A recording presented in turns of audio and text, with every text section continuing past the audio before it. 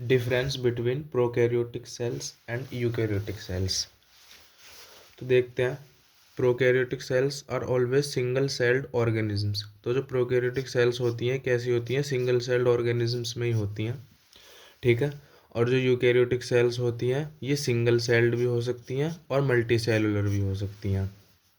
ये इसका main point है, ठीक है। आगे देखते हैं, दे आर स्मॉल। ये कैसी होती हैं, स्मॉल होती हैं। यूजुअली इनका साइज दे रखा है 0.2 माइक्रोन टू 2 माइक्रोन, इतना इनका साइज होता है।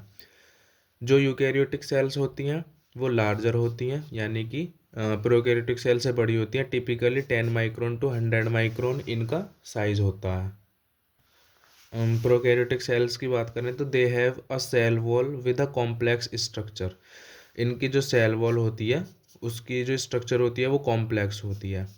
माइक्रोस्कोपिक स्ट्रक्चर होती हैं ये, और कैसी होती हैं, कॉम्प्लेक्स होती हैं।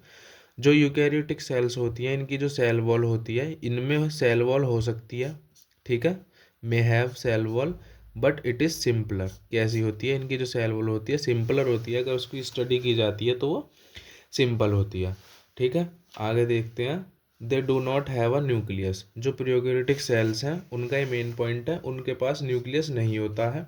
जो उनकी न्यूक्लियर के अंदर वाली स्ट्रक्चर्स होती हैं वो फ्री ऐसे ही साइटोप्लाज्म में पड़ी रहती हैं, ठीक है। और जो यूकैरियोटिक सेल्स होती हैं इनमें क्या होता है, इनमें वेल डिफाइंड न्यूक्लियस होता है। जब माइक्रोस्कोपिक स्टडी की जाती है तो उसमें जो इनका न्यूक्लियस होता है उसकी स्टडी बड़ी आसानी से की जा सकती है, ठीक है। तो प्रोकैरियोटिक सेल्स के राइबोसोम्स की बात की जाए तो ये साइज में स्मॉलर होते हैं, बहुत छोटे होते हैं। और जो यूकैरियोटिक सेल्स हैं इनके राइबोसोम लार्जर होते हैं और मोर स्ट्रक्चर्ड होते हैं। जो प्रोकैरियोटिक सेल है इसके डीएनए की बात करें तो ये सर्कुलर होता है, ठीक है। डीएनए कैसा होता है प्रोकैरियोटिक सेल्स का, सर्कुलर होता है। और जो यूकैरियोटिक सेल्स हैं उनका डीएनए कैसा होता है, उनका डीएनए लीनियर होता है, ठीक है। माइटोकॉन्ड्रिया की बात की जाए तो माइटोकॉन्ड्रिया जो होती है वो यूकैरियोटिक सेल्स में होती है और प्रोकैरियोटिक सेल्स में नहीं होती। प्रोकैरियोटिक सेल्स में माइटोकॉन्ड्रिया नॉट प्रेजेंट, एंड जो यूकैरियोटिक सेल्स हैं उनमें माइटोकॉन्ड्रिया प्रेजेंट होती है।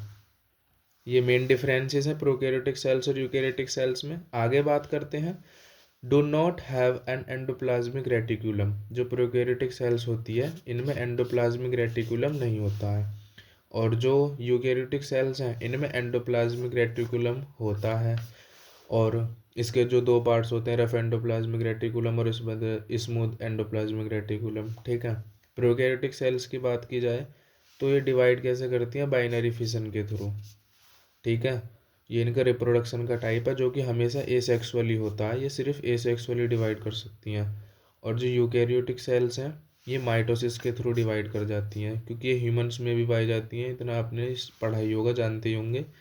These cells can reproduce asexually और सेक्सुअली, ये बोथ टाइप्स, ठीक है। दोनों तरीके से क्या कर सकती हैं, रिप्रोड्यूस कर सकती हैं। प्रोकैरियोटिक सेल्स जो कि सिंगल सेल्ड होती हैं, इनका एग्जाम्पल क्या हो सकता है, बैक्टीरिया हो गया, आर्के हो गए, ये इनके क्या है, एग्जाम्पल है। और यूकैरियोटिक सेल के एग्जाम्पल की बात की जाए तो इसके एग्जाम्पल क्या हो गए, plants, animals, fungi and protozoa, ये इसके एग्जाम्पल हो गए। तो ये मेन डिफरेंसेस हैं प्रोकैरियोटिक सेल्स और यूकैरियोटिक सेल्स में, जो आपके लिए बहुत इंपॉर्टेंट है जानने। Thank you.